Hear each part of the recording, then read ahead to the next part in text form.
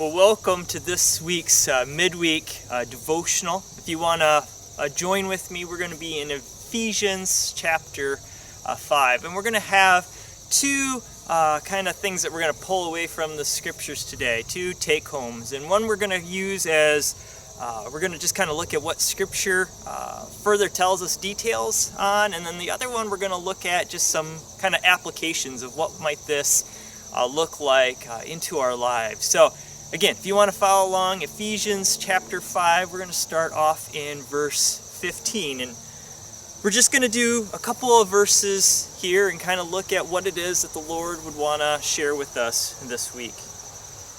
He says, "Look carefully then how you walk, not as unwise, but as wise, making the best use of the time, because the days are evil." So the first thing that God tells us through this passage then is that we're to look carefully at how we walk. We've used the illustration before as a church that we don't save people through our actions. We're told clearly in the Bible that how will they know unless they hear? And how will they hear unless somebody preaches to them? So we have to give the gospel message. It has to come from words. But our actions are a huge part of that. How we are acting is going to determine whether somebody wants to hear what we have to say, whether they believe what we have to say.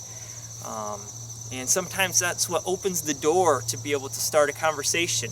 Sometimes it is that act of love that'll get somebody to want to hear what we have to say. I think we've all been there before when we don't know somebody and they're just coming up and trying to tell us how to live our lives or what to do. It's really easy to tune them out. But if it's somebody we've built a relationship with over time, then we start to listen to what they have to say. But we're not going to start a relationship with them if there's somebody who we want to avoid, right?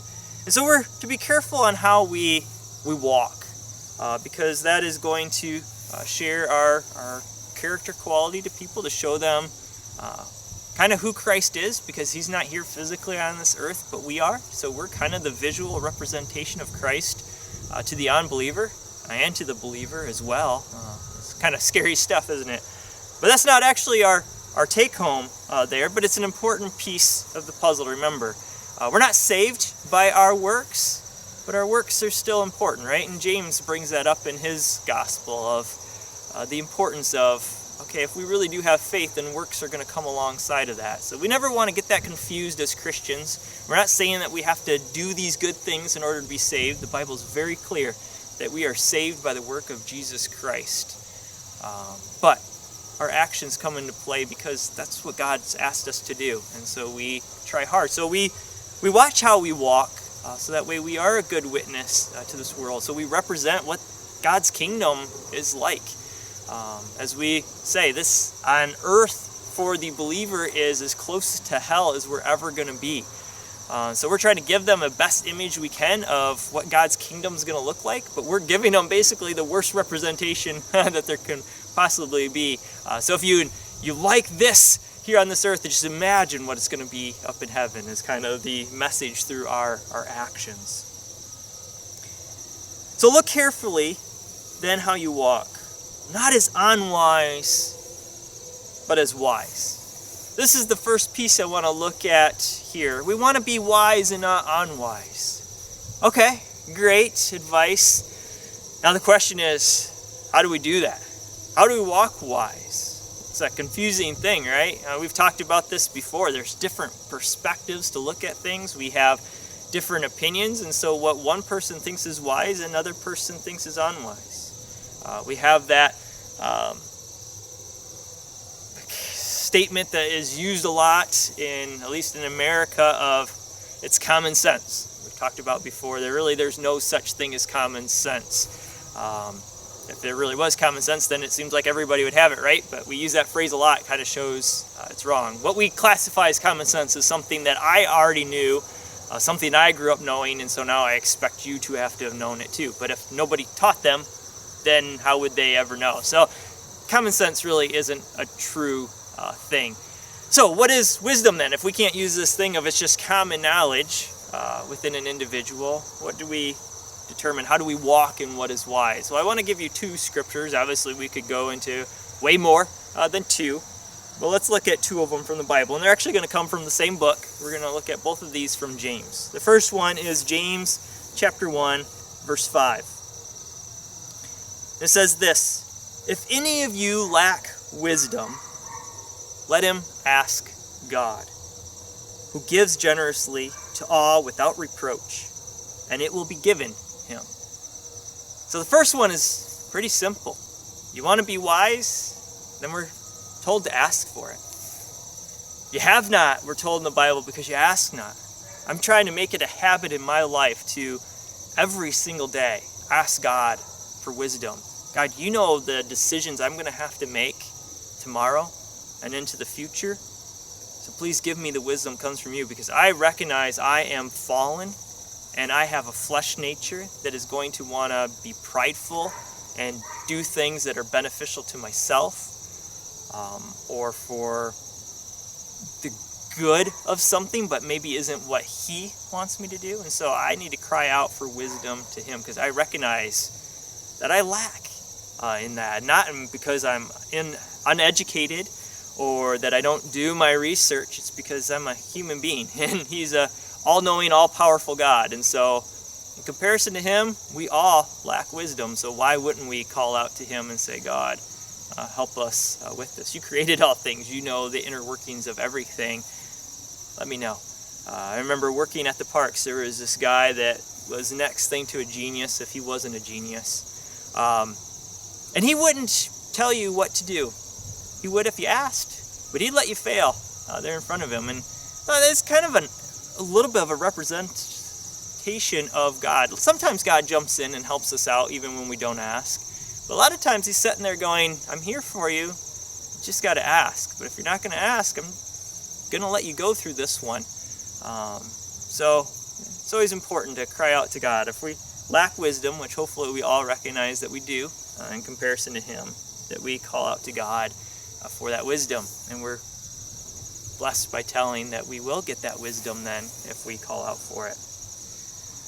The second one, though, is, okay, we ask for that wisdom. How do we know when God is telling us that wisdom?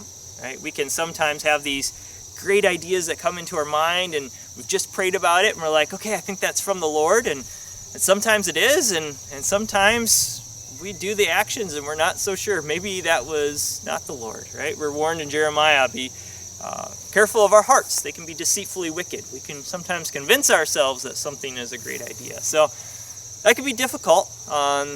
There's no easy answer to that one. That one is really knowing God's word and knowing the character of God and growing in that sanctification process to where we're kind of like King David, where we have a heart after God's heart, and we can kind of have that discernment of what it is that God would want us to do.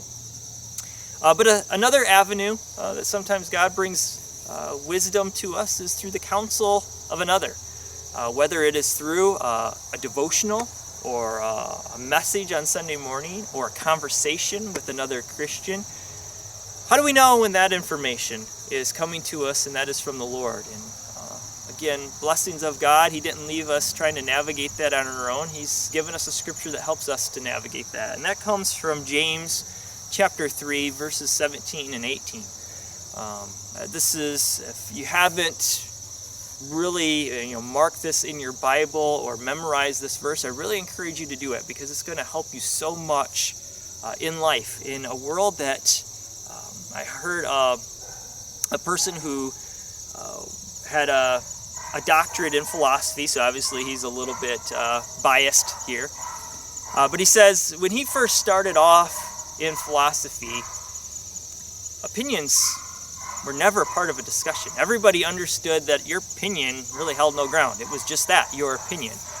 But as society has changed, that's totally different. Now in disagreements, people don't recognize that their opinion doesn't hold any weight. And so when we have an opinion but have nothing to back it up, we assume that other people should listen to what we have to say. And so I say that in urging that James chapter 3, verses 17 to 18 are really important, especially in today's culture, because how do we navigate when is this God's wisdom and when is this just somebody's personal opinion.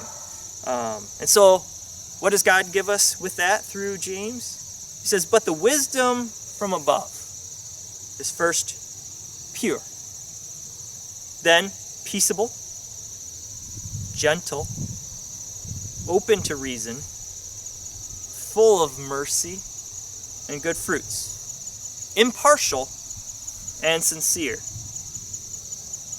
And a harvest of righteousness is sown in peace by those who make peace. So, having a basic understanding of each one of these terms can really help us understand whether the words that are coming from another individual, if they're speaking God's wisdom or just mere opinion, and balancing or helping us filter through that information. So, we're told not to walk unwise but as wise. And so we looked at two key components there. We should ask for the wisdom from God. We're going to have to know the scriptures in order to know when God is speaking to our hearts. And when it's coming from counsel of others, we want to use James chapter 3, verses 17 through 18 and say, does their words match each one of these criteria? Because that is how God is going to speak wisdom. That's the first one, to be wise. Second one we're going to look at now today is in verse 16. Making the best use of the time, because the days are evil. Best use of our time.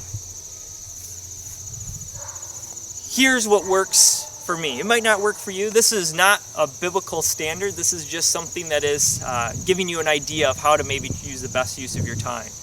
What works for me is having the list that is the tasks that I need to do. And I have those listed out.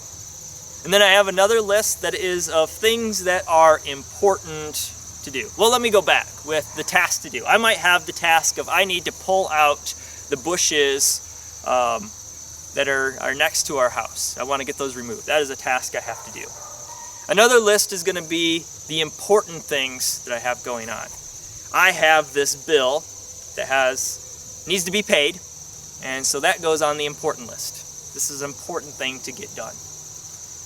And then I have a list that is of urgent things, that the deadline is coming up for this. So maybe it is I have to finish this book because I have to return it to the library. So I have that deadline. The deadline is coming up. I only have a few more days before I have to return this book. And so if I want to read this book, I have to get it done pretty soon. It's urgent. And then the last category is urgent and important. The things that have a deadline that's coming up and they're very important to get done. So these are going to be, it depends what it is, an involvement into your life. But maybe for me it is the bill that is due in 2 days. It's important that I get that bill paid. And it's urgent because the deadline is coming up. So that gets put onto that list. And this helps me organize my days and my weeks. And obviously things fluctuate from one column to another depending on time scale. But I make sure I get that urgent and important stuff done first. And then it kind of depends on important and urgent. Sometimes I actually skip the urgent category.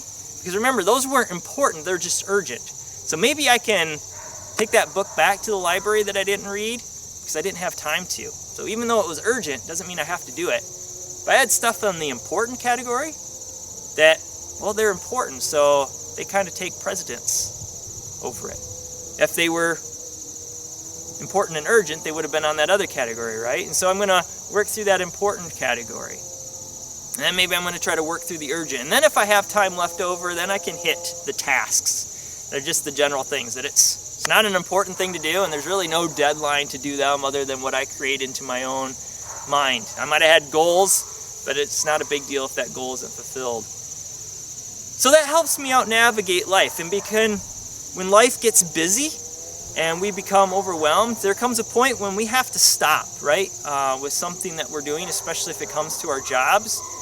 And for some of us that are working at home, this is really important. When you've put in more than your normal hours, and boy, you got everything off of the urgent and important category, then you can feel comfortable taking a step back and saying, you know what? If I don't get the urgent things done, if I don't get the important things done, because I still got some time on those yet, they're not due tomorrow. The tasks don't matter right now. If some of those don't get done, that's okay.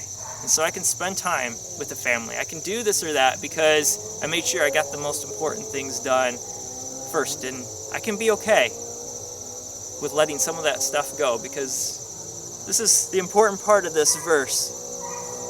On 16 there, making the best use of our time. Sometimes those tasks are not the best use of our time. Sometimes those urgent things on our list are not the best use of our time. Family should trump those in a lot of cases. Doing the work of God should trump those things. So we want to make sure we use the best use of our time. So if we can get done the most important stuff first, the things that have to be done and that are important to our lives, that opens us up to when God throws in those curveballs on us that we weren't expecting, and all of a sudden somebody invites us over for a time of communication and fellowship with them. We can do that because now all of a sudden that actually does jump categories. That is an important thing to do. And you know what? I got the urgent and important stuff done, so I have time to do that. But if I would have spent so much time on my tasks and left those urgent and important things to do later because they're not really all that fun to do, well, now all of a sudden that list is getting bigger and bigger and bigger. Now I'm starting to feel overwhelmed. I feel like, right, I'm buried up to my neck and I'm about ready to drown in everything. So that option might not work for you. That's not a biblical standard that you have to use, but it's one way to help try to navigate the use of your time, the best use of your time. Like I said, if that doesn't work for you, you can find another strategy that works. But the important thing is to follow this biblical principle. Make the best use of your time. And we have to be very careful of this as well. I want to give you one last warning. That sometimes the best use of our time, the most urgent and most important things don't always make it to that list. Right? We can get so caught up with earthly things and what we have to do here on this earth that we forget that we're to be heavenly minded as well. And a lot of the things that we do here on this earth are going to burn up. They're of no eternal value. But there's a lot of things that we can do on this earth that have eternal value. Maybe you got a late fee on that bill. You know what? If you have the funds to pay that late fee, don't fret over it. It's all right. Maybe you spent time doing ministry, and that made it so you couldn't pay that bill on time, and so now you're 2 days late, and so you owe such and such of a late fee. That might not be the worst thing. Maybe, in your mind, that was on the urgent and important category. But God is saying, no, there was something else I had that was more value to you. I will be honest, as a pastor, I don't have written on my urgent and important category, share the gospel. Right? That's supposed to naturally come in. So I always have to be mindful of that that's the thing that's going to have eternal value into my life, and that should trump anything that's even on my urgent and important category. I have lists that are people that I want to contact throughout the week, and a lot of those trump the urgent and important category of just who they are. Not all of them, but some of them do. So be careful. Don't always just stick to your list, because there's a lot of things that have eternal value to them that they don't make it to our list of what to do. So I hope as we go from this week that we've learned some ways of reminding ourselves to seek God for wisdom and how to decipher that wisdom when it comes back to us. And also to encourage ourselves to make the best use of our time. Because time is short, right? It's always shorter than it was the moment before. We don't know how long that we have to be here. So we want to use it the best that we can. And there's things that are going to have eternal value, and putting our time and focus into those are the best use of our time. Because a lot of the other stuff is just going to burn up and be of no eternal value. Thank you for spending this time with us. I hope you have a blessed the rest of the week. Can't taste it, it's dying.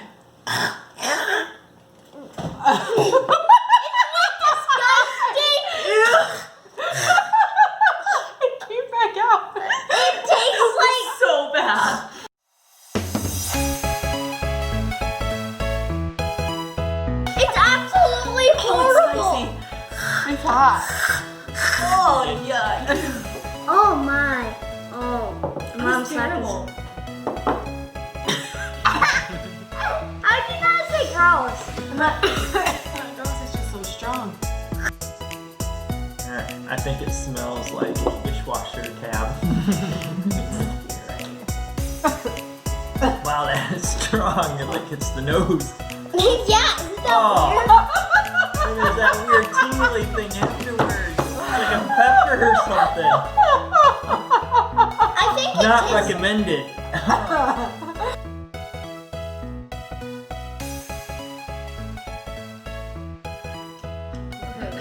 Right? But it's gonna like shove through my mouth. It's fine. Ah, I'm smart. You know Dad's taking a video of this. Somebody's doing it. Like, shoot across the room, isn't it? Okay, I kinda want What they do in the movies, they shoot. Oh, they probably shoot across the room. Disappointing.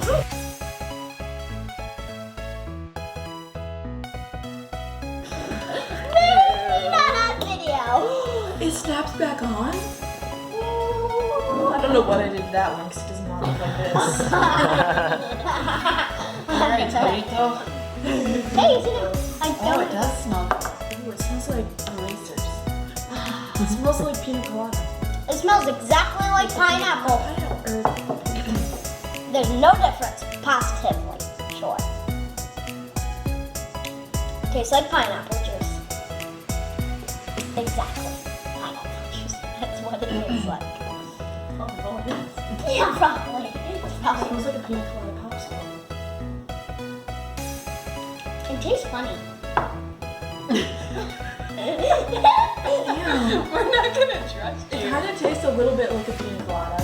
It's got like a coconut afterglow, like a popsicle. Oh, ew, the aftertaste. Oh, I don't know why, but this pop makes me put my eyebrows as high up as I can. I don't know why.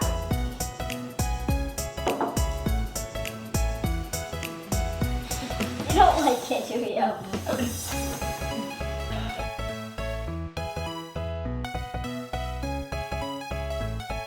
Mandarin by Harito again. Or Jarito, but it's more fun to say Harito.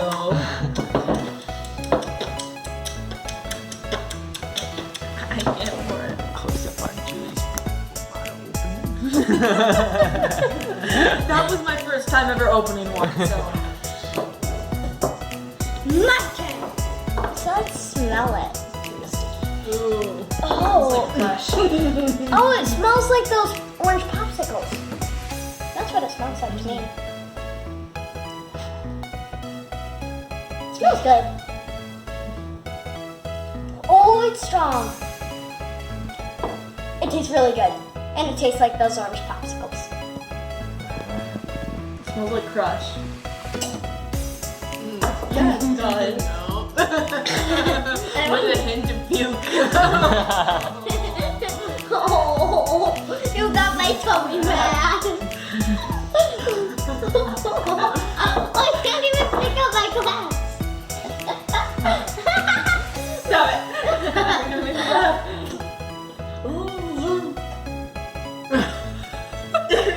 I heard the gag reflex.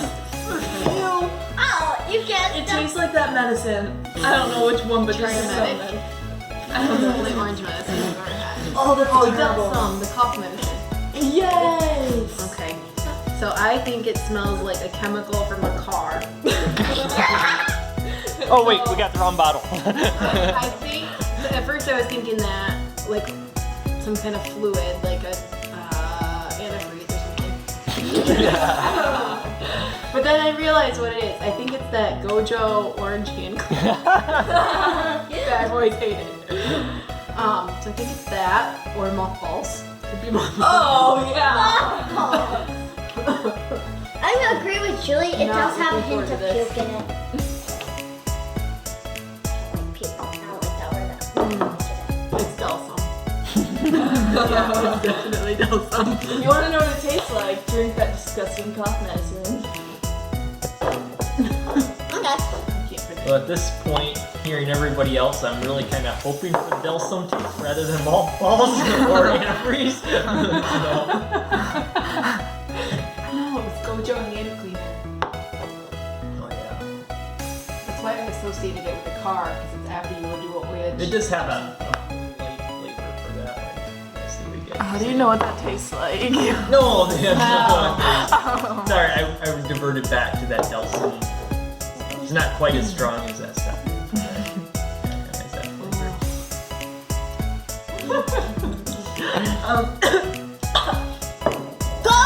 COVID! She's got COVID! Cherry limeade by Frosty. Oh, it smells so good. It smells like a popsicle. Like a Luden. Everyone you've alluded to as a popsicle.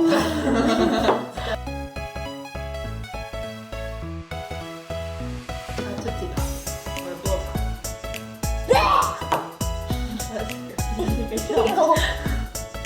Oh my. Oh, if he said it's bad. We should have a winner out of this video, and the winner gets all these pops. How about only the brown one? That's the worst. So I'm Tastes like a Isn't it like black? Hello. kind of like a cough drop mixed with Sprite. We're back.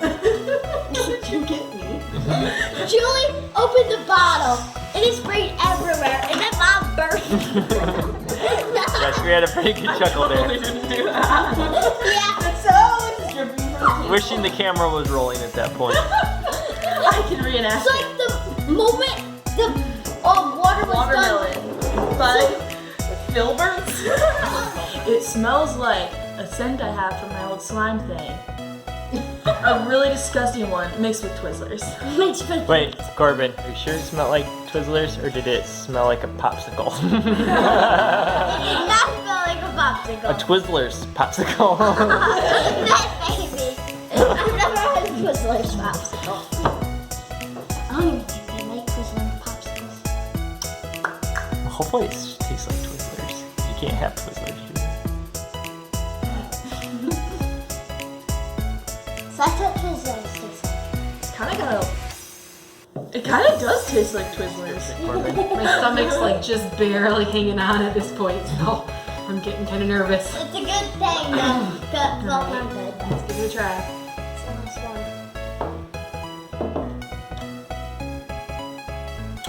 Yes, it does. It's Twizzlers.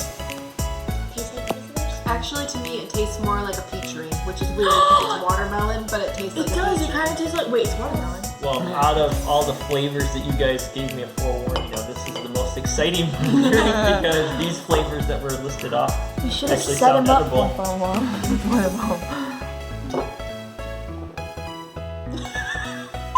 You guys lied. I do not taste Twizzlers, and I do not taste peach ring. What do you taste? It tastes like the you get at, like Halloween that you didn't want to eat. Like the little cheap like sucky candies that are like cherry flavored. Again, I would say not. Well, yeah, maybe one. Oh, Those little sucky candies, what are they called? That have like a wrapper that looks like strawberry. That's what it tastes like. They're like kind of chewy on the And it inside. smells. 3. No! No! One. No! Ugh. Yeah, it smells like parts. So bad. Okay, no, I'm so not drinking it. I'm so not drinking it. Finish it. My didn't cheeks try actually it. starting to hurt. I didn't try any of it. Come on. Let's try it. Alright, ready? Oh. I still haven't tried I drink it it. all, will you give me $1? No? I want a $20 bill. Not worth it. Oh.